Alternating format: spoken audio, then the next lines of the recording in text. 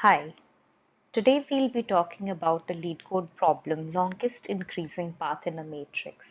Let us read the problem statement.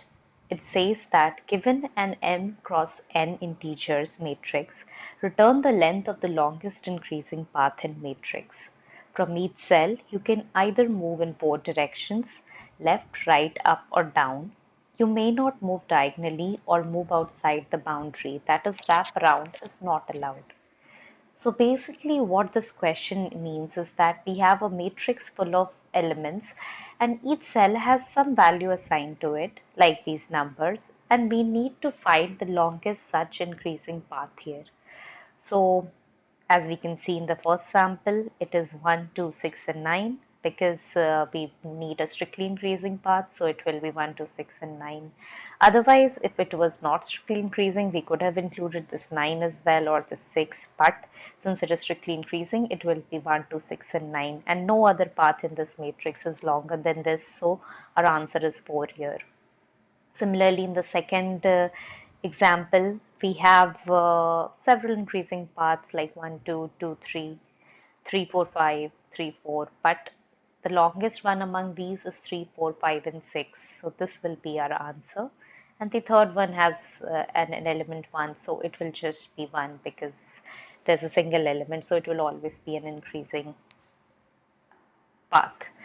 So basically, we want to observe two things here. We see, first thing that we can see here is that the longest increasing path could start from any cell. It won't necessarily start from 0, 0. In fact, in this particular example, the longest increasing path originating from 0, 0 would simply be 1, which will consist of the single element 9, because we can't go to 9 and 6 from this cell because it is not increasing, and the left and the up directions are invalid. So basically we need to start from we need to check starting from each and every cell. Apart from that, the second observation that we want to make here is that it is asking me the longest increasing path. Whenever we are asked such questions where we need the longest path, we try to usually think around directions of DFS, because depth first search in depth first manner we can get such long paths, going from root to leaf or similar stuff. But whenever we have questions where we want to explore the shortest path to go from one place to another, we try to explore breadth first search in that case. But here, since it is the longest, we'll explore DFS. The other thing that we want to take care in this problem is that we don't want to be like visiting the same cell again and again. So like in some previous DFS call, say we came and visited this cell 6. From here, when the first time we come here, we'll already know that from this 6, the longest increasing path is of length 2, 6, and 9. So the next time when we are doing DFS from say this cell 1 and we reach this element 6 again, we don't need to compute it again because it would simply be increasing our complexity. We can just memorize this answer and keep it somewhere. Like as soon as we hit this 6, we know that the longest increasing path from here is of length 2, so we don't need to compute it again. So for that purpose, we'll keep a hash map to memorize such values. Without much ado, let's jump into code. I'll try to keep it as clean as possible. So I'll be keeping the number of rows in this matrix in A and number of columns in this matrix in N, M and N.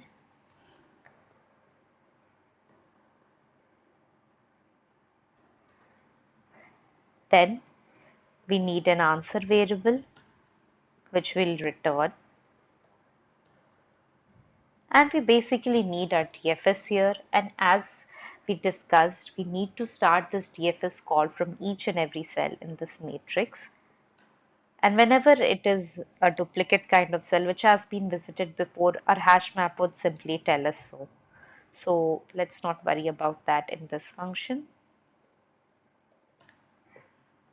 J will run through the columns, and then J plus plus plus. We'll keep our answer, and since we need the maximum such length, so we'll keep our answer as the maximum of this and our DFS call. So what all things does our BFS call need? It surely needs this matrix A. It needs the row and column which we are currently at, which will be denoted by I and J. And I'll be passing M and N also so that we can compute the boundary conditions, whether it is going outside more easily and in a cleaner way. And apart from this, we need one more thing, which is the previous variable. Like for the cell 9, there's no previous, but once we go to any other cell, like once we come, we are doing our DFS and we are in our cell 6 and our previous value was 2. So we know that this is an increasing path and we can explore this option ahead.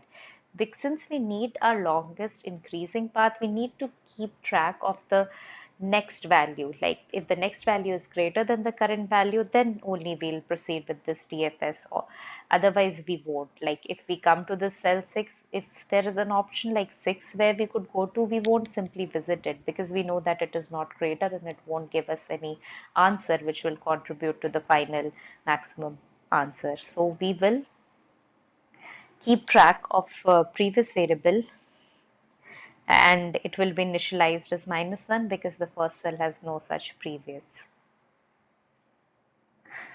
As we discussed, I'll keep a hash map of pair of int, and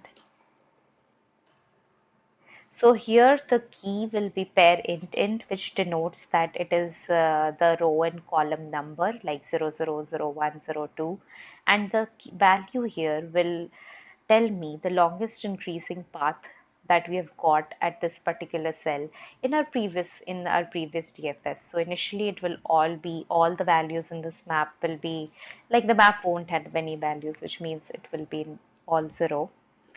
So let's write our DFS function.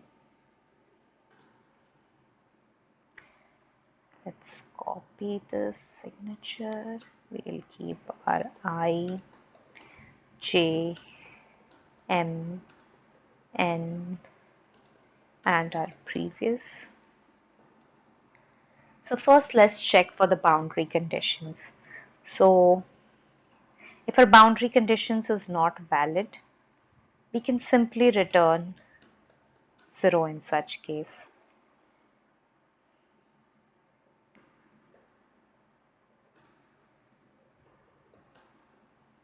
We'll write a small Boolean function is valid here,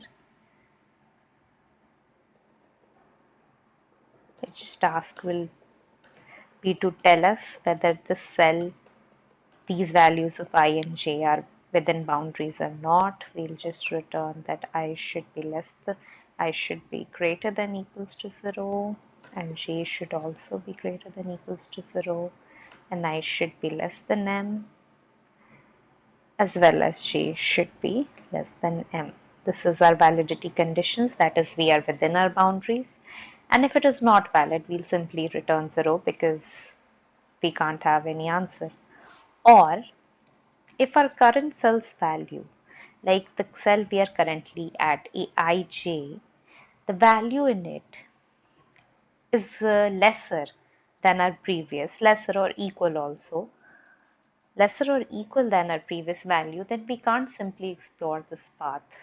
Like if we are at 8 and then we see that our previous no, we are at 6 and our previous was 8. So we see that this is a decreasing path. So we won't explore it any further. So in that case also we'll simply return 0. Otherwise, if our map already has the answer for this cell from a previously traversed DFS, then we'll simply return that value. This part is memoization. Otherwise, we finally come to the case where the value is greater than the previous value. The current element we are at is greater than the previous, and we need to now push in our DFS. We need to basically do DFS from this cell in 4 directions: left, right, up, and down. And we'll take the maximum of up, down, left, and right and add 1 to it, because we'll add 1 due to this current relation which satisfied that our current element was greater than previous, and we'll store it in our map. So we'll simply store this value in our map, ij. Let's assign it 1 plus max of DFS a I plus 1 j m n, and we need the current value because it will be the previous for the next DFS, and we need for all 4 directions. So I'll be copying this. One more direction will be I minus 1j, and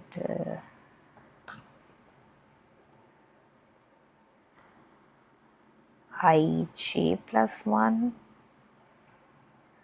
which is the right direction, and then the last one, I and j minus 1, and we need to return the max of all these 4.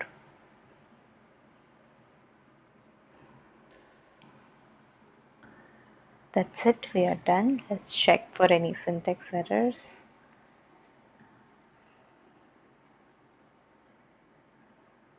Okay, we don't have any syntax errors and the sample seems correct. Let's try and submit this.